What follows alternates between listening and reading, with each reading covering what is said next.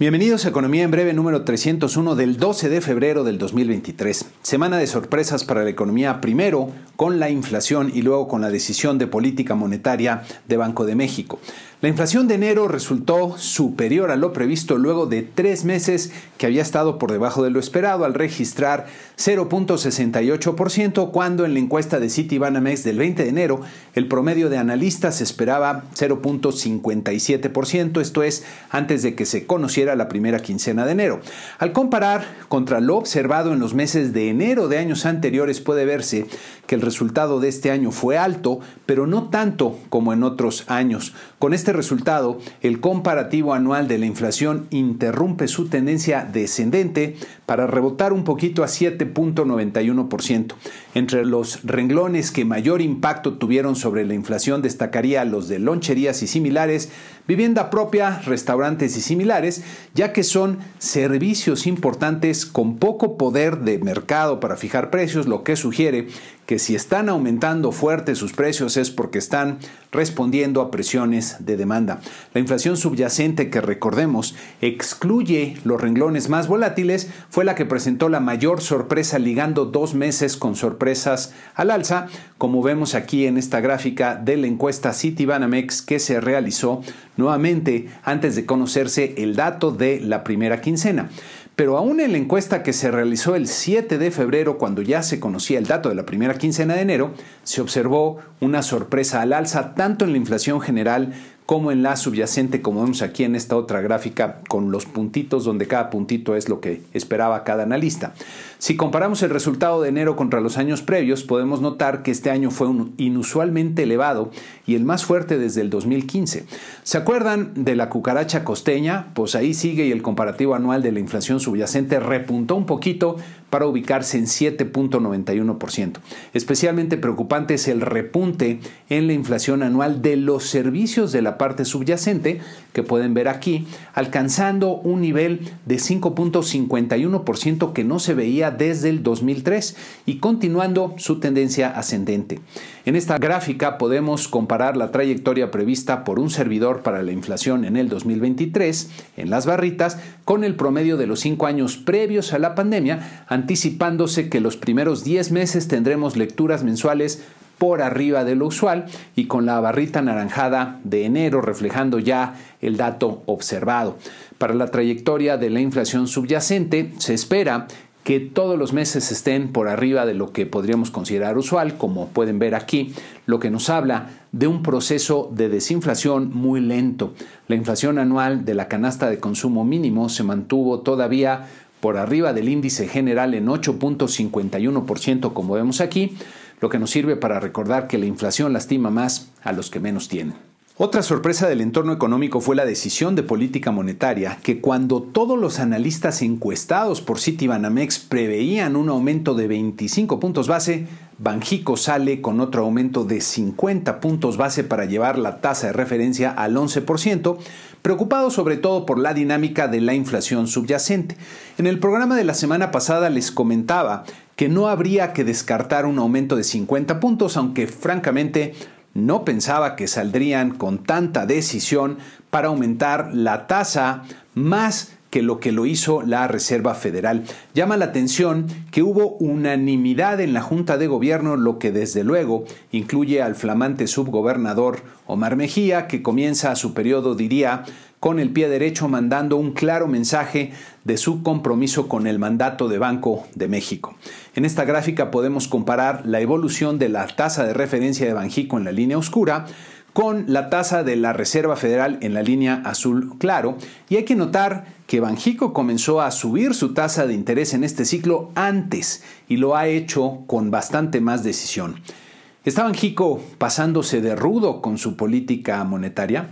En mi opinión, creo que están lejos de ello. Por el contrario, están actuando con la determinación que se requiere, porque acuérdense nuevamente de la cucaracha costeña. La inflación es una verdadera plaga difícil de controlar. A los más jóvenes no les tocó vivir en épocas de inflación elevada y, como podemos ver en esta gráfica, llevó casi una década de disciplina en la política económica, tanto en la fiscal como en la monetaria, para lograr bajar la inflación a niveles menores al 5% de forma sostenible. Banxico revisó al alza su trayectoria prevista para la inflación, como pueden ver en esta tabla, donde las cifras en rojo las puso un servidor para ver la diferencia entre el pronóstico anterior y el actual. Llama la atención sobre todo el aumento en el pronóstico de la inflación subyacente para el último trimestre del año.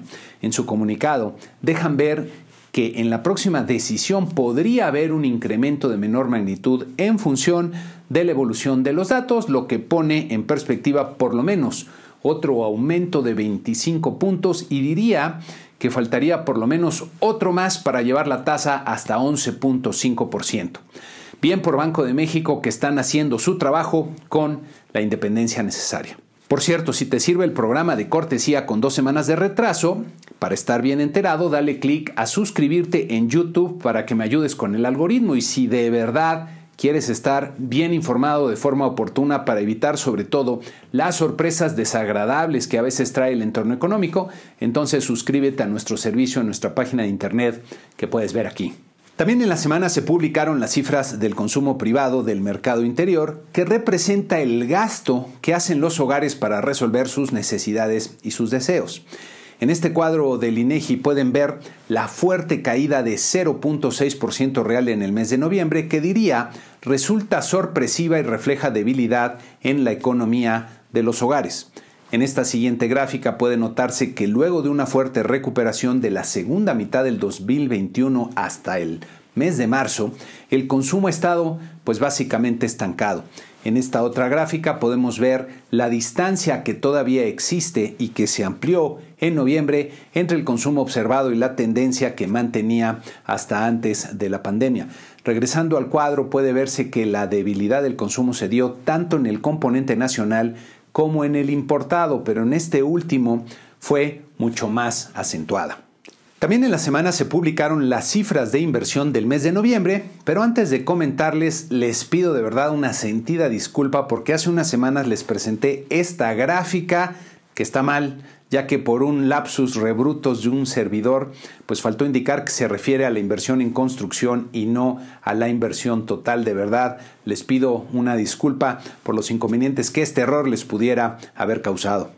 Regresando al cuadro del INEGI pueden ver que la inversión no creció nada en noviembre, aunque sus componentes mostraron un comportamiento muy distinto con un fuerte crecimiento en la construcción aunada a una sensible caída en el renglón de maquinaria y equipo.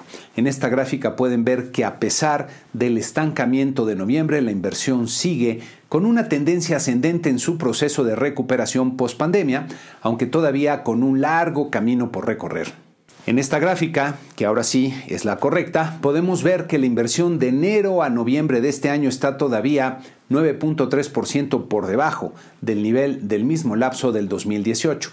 La inversión en construcción repuntó de forma importante en el mes, pero como pueden ver aquí, sigue básicamente estancada ya durante más de un año.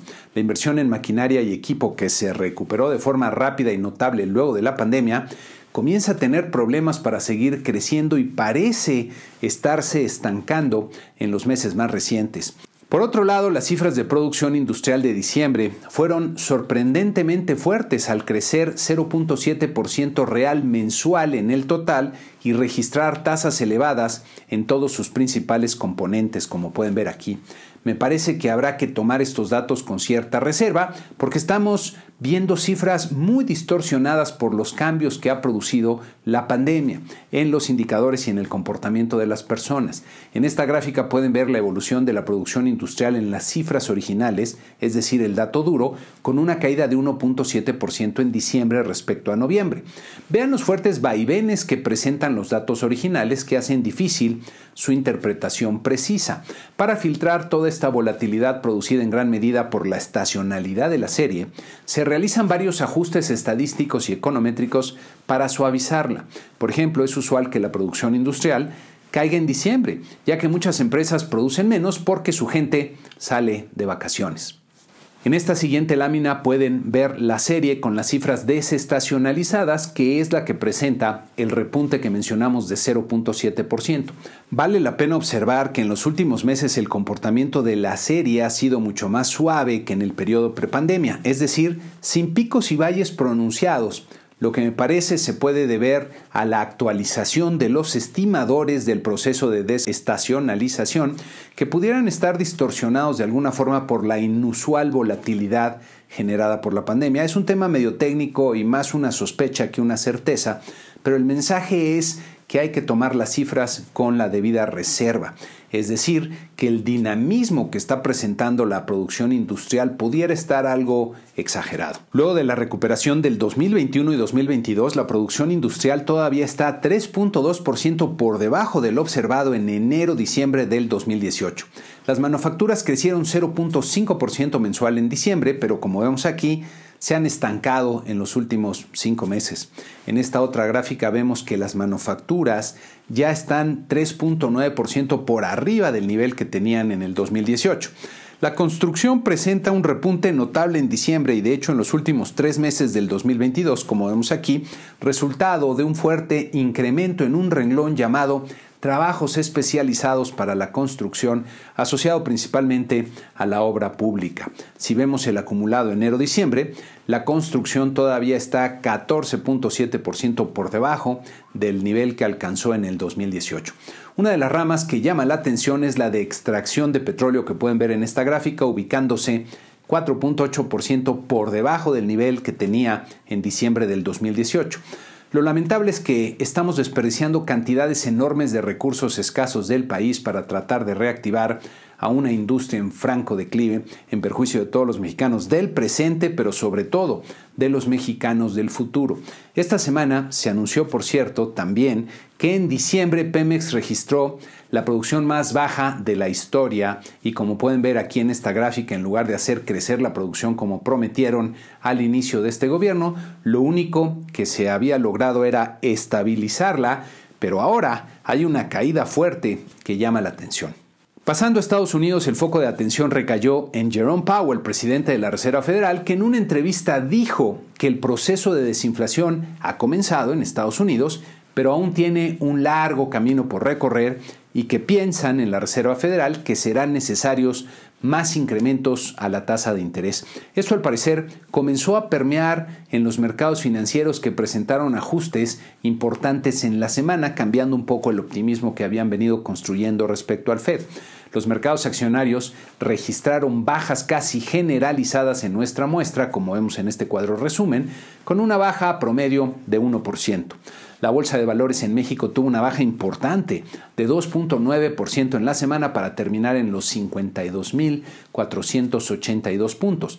Nuestro tipo de cambio estuvo nuevamente muy volátil, como vemos aquí, subiendo hasta 19.17 pesos por dólar el lunes, para luego descender a 18.67 pesos por dólar el pasado viernes. En el entorno político también hubo sorpresas que comentar, especialmente por la, diría, comprometida y valiente actuación de la presidenta de la Suprema Corte de Justicia de la Nación, Norma Piña. Primero, en la ceremonia de aniversario de la Constitución, luego de que se rompiera groseramente el protocolo y se mandara a sentar a las cabezas de los poderes judicial y legislativo a un extremo del presidium para que el presidente López Obrador estuviera flanqueado por el secretario de Gobernación, el gobernador del estado de Querétaro y luego de los secretarios de la Defensa Nacional y de la Marina, la ministra Piña permaneció sentada a la entrada del presidente, dejando claro que son pares y no tiene por qué dispensarle una deferencia especial, sobre todo luego de que ha comenzado a recibir todo tipo de ataques de parte de las huestes de López Obrador. Segundo, el discurso que dio en el evento contenía un mensaje muy claro, articulado y bien pensado, señalando que la independencia judicial no es un privilegio de los jueces, es el principio que garantiza una adecuada impartición de justicia para hacer efectivas las libertades y la igualdad de las y los mexicanos. Con ello, no solo reitera uno de los principios fundamentales para el buen funcionamiento del Estado mexicano, sino que desactiva la crítica más usuada por López Obrador de que los que se oponen a lo que él quiere es porque están de alguna forma queriendo defender sus privilegios. No es el caso con la independencia de la Corte. Muy bien por la ministra Piña, que está dejando ver que va en serio la independencia de la Suprema Corte de justicia bajo su presidencia, algo que hace mucha falta en el país. Más adelante, en la ceremonia de la Marcha de la Lealtad, el gobierno repitió la dosis de mandar a los otros poderes de la República a la orilla, lo que refleja la disposición autoritaria de López Obrador. En otro evento que vale la pena comentar, sobre todo por sus posibles implicaciones, tuvimos en México la recepción del presidente cubano Díaz-Canel en Campeche, con López Obrador rindiéndole varios honores y pidiendo a Estados Unidos nuevamente el fin del tan traído y retórico bloqueo. Más allá de comentar este tema más a fondo, habrá que ver si esto no es lo que hacía falta para que Estados Unidos solicite la activación del panel para resolver las controversias de la política energética en el marco del TEMEC en las próximas semanas, lo que podría tener reacciones bastante visibles en nuestros mercados financieros y nuestra economía. En la semana que inicia tendremos poca información, comenzando en México con las ventas de la ANTAD el lunes y luego hasta el viernes con el indicador oportuno de la actividad económica ya del mes de enero, que será muy relevante para ver cómo comienza el año el ritmo de la actividad económica. En Estados Unidos tendremos los datos de inflación al consumidor y de producción industrial, ambos del mes de enero, y habrá que ver si la inflación sigue descendiendo como en los meses anteriores y sobre todo si la utilización de la capacidad instalada en la industria se estabiliza, porque los meses anteriores mostró una caída muy pronunciada que no presagia nada bueno. Para la sección Da Vinci les quiero compartir una reflexión que en su momento sacudió profundamente la forma en que veía muchas cosas. En su libro titulado La historia del cuerpo humano, el notable profesor de Biología Humana Evolutiva de la Universidad de Harvard, Daniel E. Lieberman, plantea que los seres humanos hemos sido la misma especie por más de 200,000 años, genéticamente somos los mismos, y que nuestro cuerpo evolucionó para adaptarse a la vida en el mundo de hace 200,000 años, no para el mundo que hemos construido en la actualidad. La intención del profesor Lieberman es sobre todo explicar por qué hay cada vez más enfermedades degenerativas inusuales como por ejemplo la diabetes o el cáncer, pero me parece que su observación tiene implicaciones mucho más extensas y útiles. Una de estas implicaciones es que si queremos entendernos mejor a nosotros mismos, habría que entender mejor a nuestros ancestros cazadores-recolectores, ya que nuestra biología es básicamente la misma y buena parte de nuestro comportamiento fundamental también. Desde luego que como especie hemos acumulado muchos conocimientos que nos sirven para pensar de forma más elaborada, aunque los principios bioquímicos del pensamiento, del funcionamiento del cerebro humano, siguen siendo los mismos. Digamos que tenemos el mismo hardware de hace 200,000 años, pero hemos venido refinando bastante nuestro software, el conocimiento y la forma en que podemos usarlo para pensar mejor. Nos gusta pensar que en pleno siglo XXI somos seres refinados, racionales y civilizados, pero basta ver cualquier periódico para notar que mucho de nuestro comportamiento sigue siendo bastante cavernícola. En fin, este es uno de los libros que me parece que todas las personas que se consideren bien educadas debería de leer, porque tiene mucho conocimiento que nos permite sobre todo entendernos mejor. Y con eso terminamos este programa número 301 de Economía en Breve. A todos mis suscriptores les reitero mi agradecimiento. Aquí les dejo desde luego los datos de mis redes sociales, el contacto a los que quieran suscribirse para recibir el programa y las otras cosas que hacemos de forma oportuna. Pueden visitar nuestra página en www.economiaenbreve.com para suscribirse y nuevamente ver ahí cuál es nuestra oferta de valor. Muchas gracias y que tengan una excelente semana.